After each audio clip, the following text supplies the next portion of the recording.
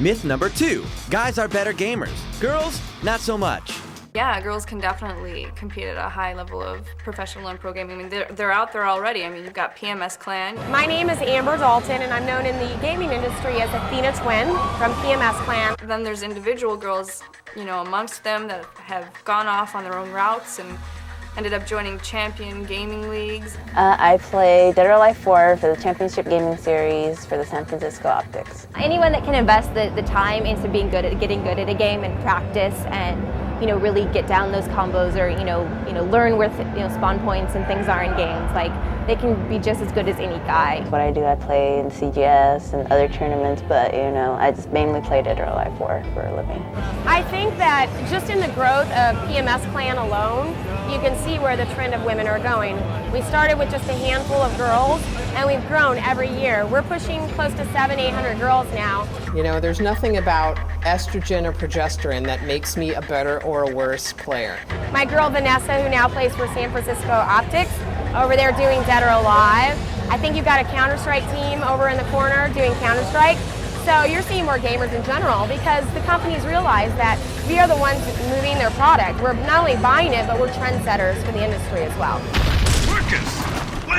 So you think you can hang an online play with the big boys? Here's some advice. Bring earmuffs. Girls can definitely hang with the guys, and they certainly have no problem trash talking. I know I myself have an absolutely filthy mouth and could probably 9 times out of 10 really not only hold my own, but probably really hurt the individual on the other end of that system emotionally. Well, guys don't like girls in gaming because they don't feel as comfortable. They feel like they're being judged or watched. Boys treat girls pretty shitty, I think, during gameplay. That can create a difficult play environment for a woman, an uncomfortable play environment. Sometimes they're humorous and sometimes they're just downright offensive. There is some harassment from guy players. Marks on your weight, how much you must weigh. You must be 300 pounds. You probably couldn't get a boyfriend to save your life. I want to hear it. Seriously. Me, normally I treat them normal, but I've seen that we got a lot of special treatment, Oh, you got beat by a girl. So we are real human beings. We have real feelings. Some of us are attractive, some of us are not attractive. Girls want to be treated like the guys, but want to still be treated like girls. And they just, don't understand why they can't have both. And you can't. I'm sorry, ladies. You just can't, Stop whining. Either suck it up and be a gamer, or shut the hell up and go play Cooking Mama. Wonderful! Better than Mama.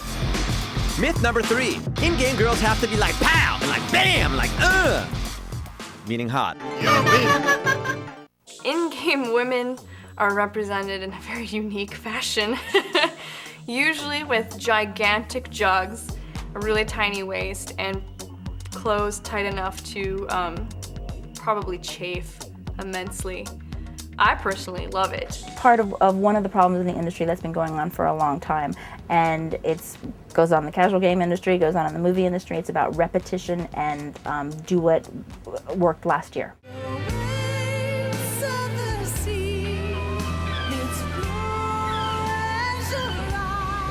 So video games aren't the only form of media that glorifies the beautiful, right? I mean, we don't have ugly models, we don't have ugly lead actresses.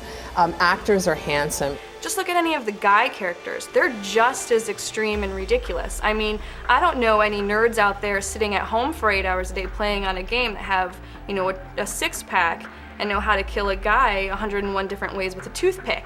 The woman who's heading off into the dungeon, and here she is wearing a chainmail thong, right, and a chainmail bikini, basically, whereas the guy's dressed head to toe in plate armor. And, I try to think of women who are approaching games for the very first time, right, and they have their choice between this woman in a thong or the guy in full plate. This could really turn off some women.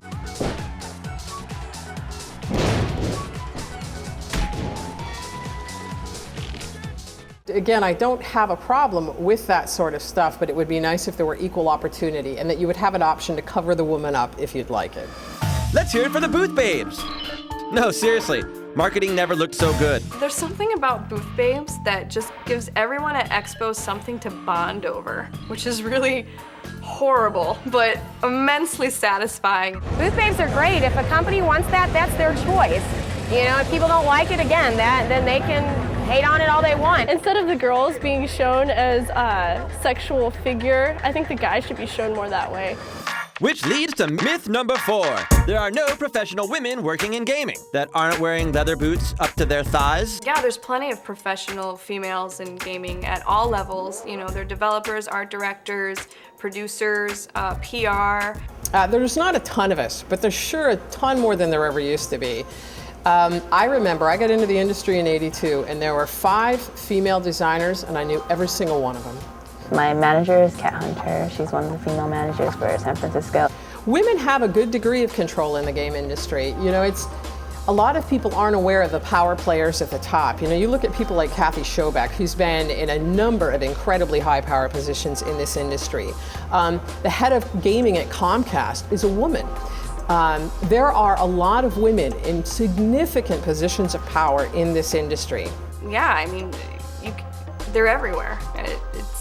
And they're designing both the girl games and the guy games, per se. Yes, I do think there's quite a few opportunities for women in gaming. I just think it's a matter of, you know, having the skills and having the drive and, you know, looking out to beat those stereotypes. When I personally noticed more people talking about females getting involved and seeing more female characters in games, it would be right around Tomb Raider.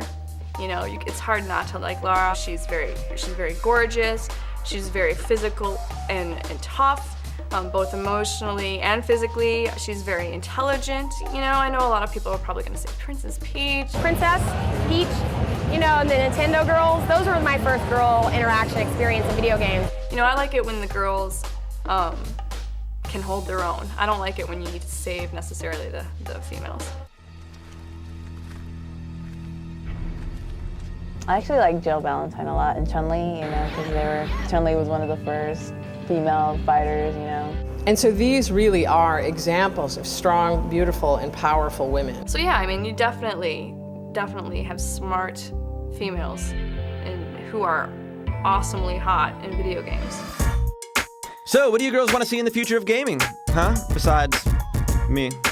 Modern day, I would love to see the rise of a rock star female designer that lots of young women could look up to and say, I want to be her. Ultimately, for women in games, I'd like to see just more of like recognition that there are women playing games. I definitely see the need for more women in the industry still. Even me, although now I'm teaching full time, I'm still not out of the game industry, and I don't know that I ever could. I mean, games is something I'll do whether I'm paid to do it or not. Having a career in gaming has given me great satisfaction for going home and being like in your face. Not impressed, you know. There it is, dudettes. Everything you could ever want to know about girls. Now, if there was only some show we could watch to learn everything there is to know about women, I'd watch that.